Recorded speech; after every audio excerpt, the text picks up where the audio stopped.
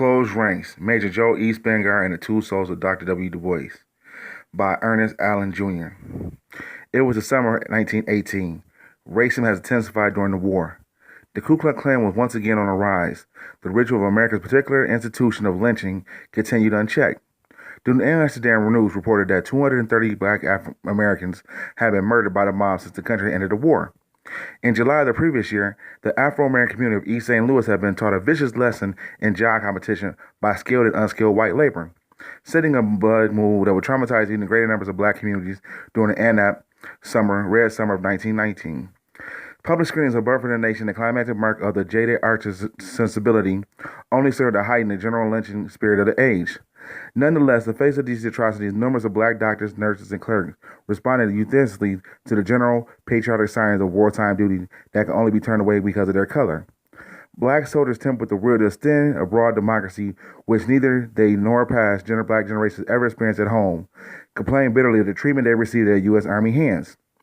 Emmett Scott, Booker T. Washington's former secretary, was appointed a special citizen to Secretary of War Noon Baker to troubleshoot such griefs, as well as to address the growing problem of the black civilian morale. The situation of black America was not particularly encouraged, to say the least. Yet, from one of the most staunchest advocates of Afro-American freedom, there emerged a curiously-worded call. Let us, while this war lasts, forget our special grievance and close ranks shoulder to shoulder with our white fellow citizens and allied nations that are fighting for democracy. We make no ordinary sacrifice, but we gladly make it and willingly with our eyes lifted to the skies. The voice was that of William Edward DuBois, in a leading editorial that appeared in 1918 Crisis magazine within the national black community. DuBois' quasi-advice was opposed by some, supported by others. From the pen of one of Afro-American wartime radicals, however, the criticism was made particularly outright and penetrating. Hubert Harrison, the head of the Liberty League of Negro Americans and a former Socialist Party member, was quick to note that the crisis editorial and the War Department captaincy recently offered to DuBois fit too well as a motive in self-interest. Harris noted then furthermore that the case of the rules had further back the editorial of the July crisis. Months earlier, the magazine found itself under investigation by the Department of Justice for alleged submission expression. Then, mid-June, a conference of some 30 or so black editors was called in Washington under the aegis of Emmett Scott and Joe Springarn, that later had recently been assigned to military intelligence. DuBois was a prominent member to the conference, and details which he kept secret from the eternal general public. It seemed quite clear to Harrison that the apparent servile virtues of acquiescence and services manifest in DuBois' editorial was hardly a slip of a pen or a veteran error in logic. Rather, the connection between the successful acts of drama, May, June, July, was too clear to admit to any interpretation other than deliberate, cold-blooded, and purposeful planning. And the connection with Springarn seemed to suggest that the personal friendships and the public favor were not a good working teammates. Although lacking specific details of the drama which he so unkindly depicted, Hubert Harrison was proved to be rather incisive in the overall characterization. Only in years recently have research worked with declassified military documents and been in a position to confirm the essence of the script which Harrison envisioned behind DuBois' call to close ranks. Calculated planning on the part of certain persons, there sure was. DuBois' performance, on the other hand, it seems to be more propelled by an extreme confusion and naivete. Joel E. Springarn was one of the early movers in the NAACP. He had been promoted to the rank of major and given command of the 311th Infantry Battalion during the war. Just prior to being shipped to the European front in the fall of 1917, Springarn suffered a severe ulcer attack which required hospitalization.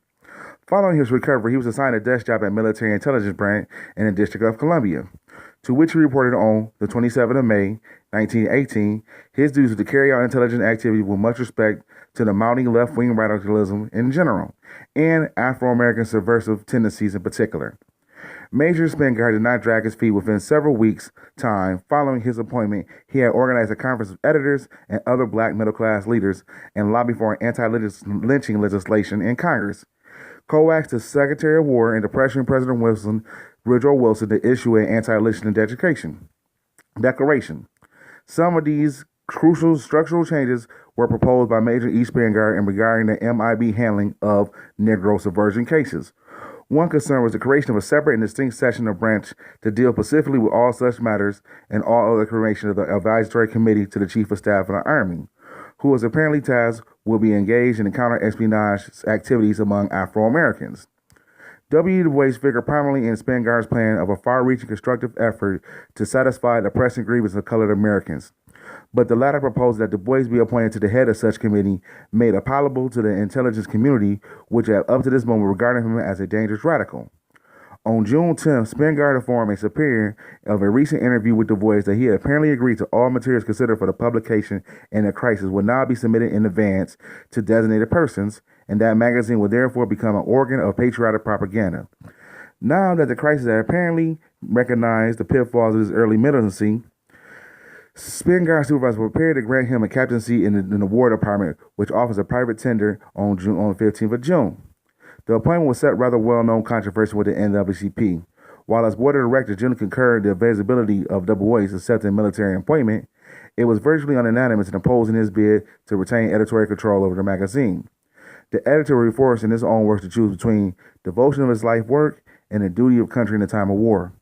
As the events unfolded, such a choice would prove unnecessary, but the jumping bit ahead of the narrative. The black public outcry against lynching bordered on what some authorities consider unpatriotic expression in time of war. Was a domestic nuisance which might as well hinder the prosecution of U.S. war aims overseas. Though generally supportive of the use of black troops to further the dividing interests of the country abroad, the Afro-American press was nonetheless quite given to provide a front-page account of these almost daily atrocities committed against blacks. With the support that appears to have been only on a handful of colleagues in the military intelligence, Spingarn understood full well that any unilateral attempt to suppress publication of such stories, while at the same time allowing lynching mobs of white Americans to continue their favorite pastime, would at least lead to further disaffection among the Afro-American national community. Consequently, Major Spingarn, aided by Ernest, evolved a plan to appease the most powerful and prominent motives or shapers of the black opinion. On June 5th, Ernest Scott and Spingarn defined a draft to George Keel, chairman of the Federal Committee of Public Information, requesting that the committee sponsored, at its early date, a conference of approximately 20 Afro-American editors and about a dozen or so other influential leaders among the Negro people. That three-day conference convened in Washington, D.C. on June 19th.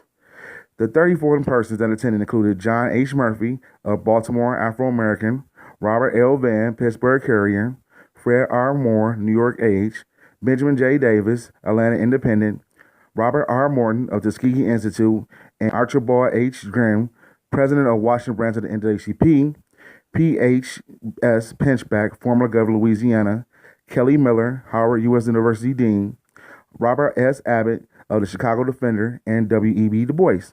When the conference opened on Wednesday morning, 19th of June, the overall atmosphere seemed to calculate to play upon the bourgeois sensibilities of the black leaders in attendance. To liven up the occasion for the visitors, the reporter in New York Evening Post, a low committee of citizens, provided a series of entitlements and entertainment, which include other things, a theater party of 50 at the Howard Theater to witness the presentation of the divorce question by a quality amusement company of New York City, a smoker and a luncheon in assembly room of the 12th Street YMCA with attorney W.L. Houston as the Toastmaster, and a tour of the city in sightseeing automobiles, covering views of parks, public buildings, schools, churches, businesses, houses, and home of color Washington. A galaxy of prestigious speakers was invited to address the conference. Newton D. Baker, Secretary of War, George Cleo, Chairman of the Committee of Public Information, Franklin D. Roosevelt, Assistant Secretary of the Navy, Edward H. Hewley, Chairman of the U.S. Shipping Board, as well as Major Spingarn and his brother Captain Arthur S. Spingarn of the Medical Reserve Force.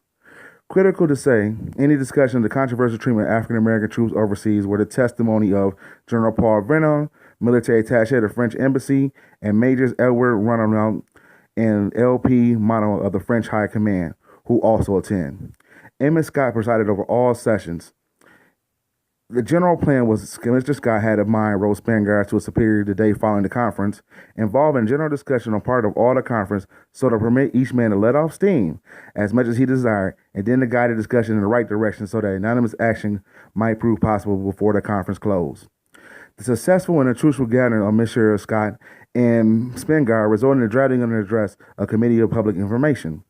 Officially, the conclusion of the conference committee and the address was actually the handiwork of W.E.B DuBois. The document opened up an affirmed loyalty to the government and outlined strong terms and policy grievance to black Americans lynching, the racial refusal of government and private institutions to utilize their needs and skill, segregation, and travel. And close with a plea for social reform in the name of justice and wartime efficiently. Unfortunately, not a single word of affirmative language in the document that pertains to the justice grievances of Black Americans were ever made public. First of all, it had been agreed by the press conference that a bill of particulars, which a concrete action might be taken by the government, will be submitted privately to authorities. Second, there had been an agreement as well as information concerning the nature and the outcome of the conference will be handled solely through the office of Emmett Scott.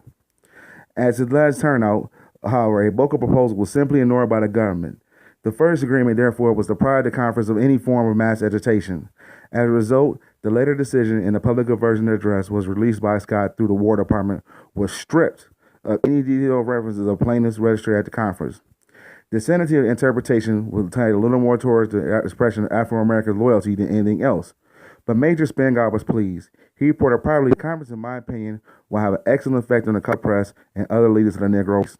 We're all pleased that taking the conference, the government has asked for advice and cooperation.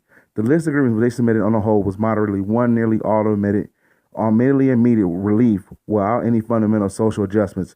And it seems to me part of the military statementship was remedy as many of them as possible at the time.